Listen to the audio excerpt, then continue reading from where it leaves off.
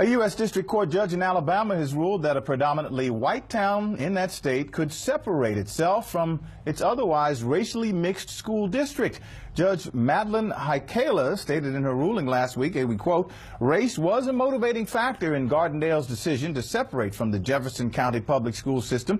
The record demonstrates that some Gardendale citizens are concerned because the racial demographics in Gardendale are shifting, and they worry that Gardendale may become a predominantly black city. These citizens prefer a predominantly white city." End of quote. Now, despite these findings, Judge Haikala granted permission of the suburb outside of Birmingham, which is 88% white, to take over control of the 4 schools within their borders. Now, this practice of white towns separating from this Alabama district, which is 42% black, has become rampant in the last several years. In fact, Gardendale is the 12th district to become independent. Joining us here in studio to talk about this is Todd Cox, Director of Policy at the NAACP Legal Defense and Educational Fund. Welcome.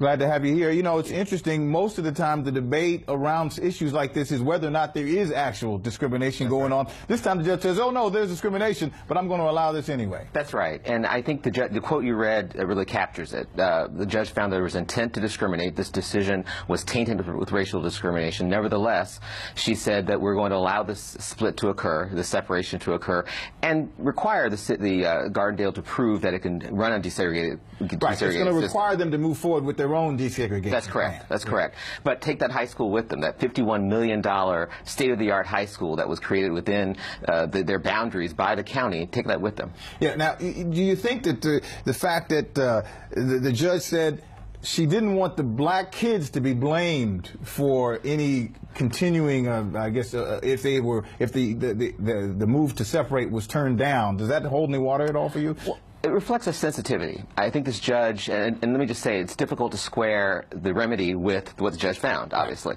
But it reflects some sensitivity that she had to both the kids being blamed, but to whatever she considered legitimate concerns that parents had that required the split to occur.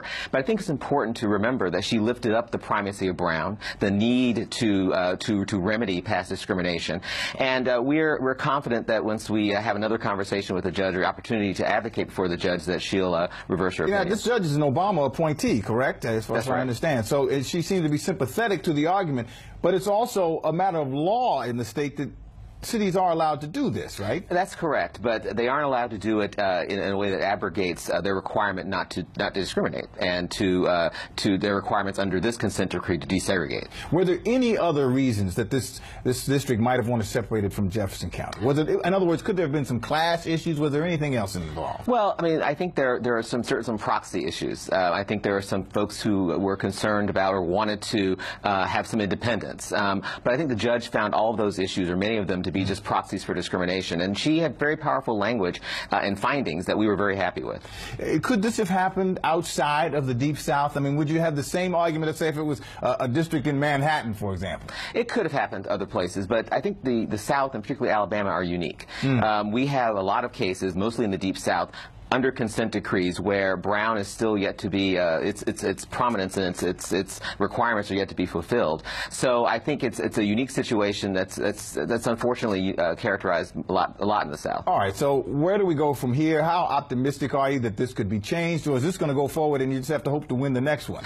Well, we're going to hopefully revisit this with the judge. We, again, are pleased with her findings of discrimination. We think those are powerful, and her understanding of the importance of Brown. So we think once we have another opportunity to go before her, that she can reconcile and hopefully square her findings of intentional discrimination with her remedy. You know, it is fascinating that we're having this conversation in 2017, and disheartening. And disheartening, particularly in this administration. All right, Todd Cox, thanks so much. Thank you. Appreciate it. Let's get back to our panel.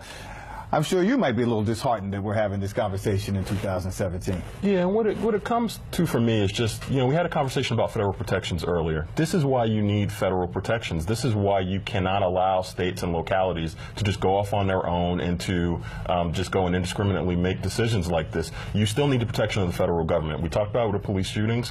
There are still issues that the federal government does need to come in and needs to protect citizens from their states. Yeah, I have a question. Do you think that this particular ruling is something that might be replicated in other areas? I mean, do you think that this will spread like a virus? Well, it's always a concern, which is why we want to get this right. We want to obviously focus in on what the judge found. Number one, that Brown is the importance and primacy of Brown. The Brown is obviously still something that needs to be complied with, but also her painstakingly analytical review of the findings that discrimination occurred. So we want to make sure when we go back to her that we make sure we reconcile those findings with her remedy, so that this opinion is not replicated throughout. Well, you know, South it's interesting because as we turn back to Todd Cox, was she constrained by the law? I mean, was she in essence saying, I'd like to do something else, but this is what the law says I have to do? We don't think so. I mean, we think that, in fact, the law supports our position. If you go back in the history of this case, there were so-called school choice options on the table, and specifically in the line of cases that led up to where we are now, in this specific case, the courts rejected that. So this notion that that parents of children get to choose to opt out of desegregation plans was something that the court has always rejected. All right, back to the panel.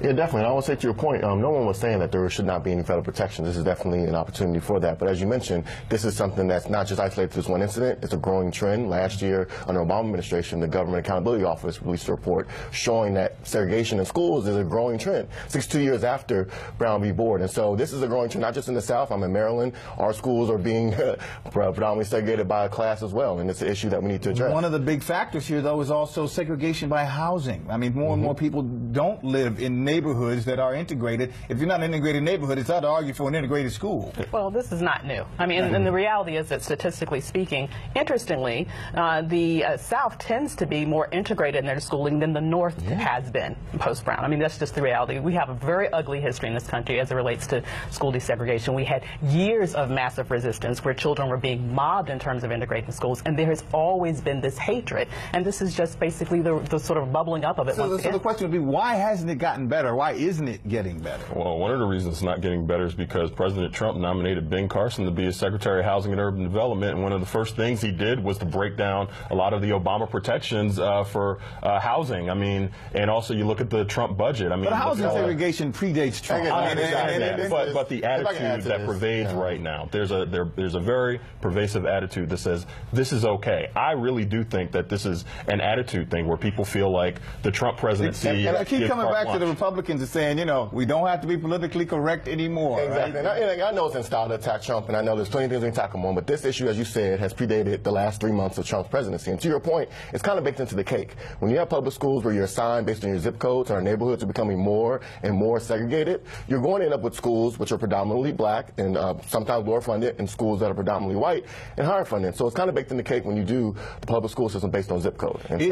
How should it be done? I mean, there's people different. want to go to schools that are in their neighborhood. Yeah, they do. I'll say, you know, public charter schools is an option. I know in Chicago there's Urban Prep that made news recently. It's an all-black school that is getting some higher rates. So I don't know what the solution is. I mean, it's an issue that we've been fighting over 62 years since last board. We've had a history of understanding how to desegregate schools. Right. I mean, you have busings, you have other ways in which you do it, but the reality is that we still have a culture of massive resistance when it comes to integration, and it's going to take laws and people aggressively enforcing those laws in order to change that. And while I agree that this predates the last 3 months, I will say there is an emboldening, right? There is something about an administration that says this is okay. We're saying to people, hey, this type of attitude, this type of action is okay. We support that. I do think that's an effect. I really wish we could solve this one right now. A peaceful protest turned deadly. 37-year-old black man was shot and killed by Baton Rouge police. His hands are in the air, and you still get shot by the cops. Oh my God, please don't tell me he's dead. We're not going to let hate define us. Race is a big part of this. If truly all lives matter, then all lives need to matter equally. What we require is action. What we require is accountability. We understand that black lives do matter, and we will keep focused on this issue. News 1 Now, every weekday morning at 7 on TV 1.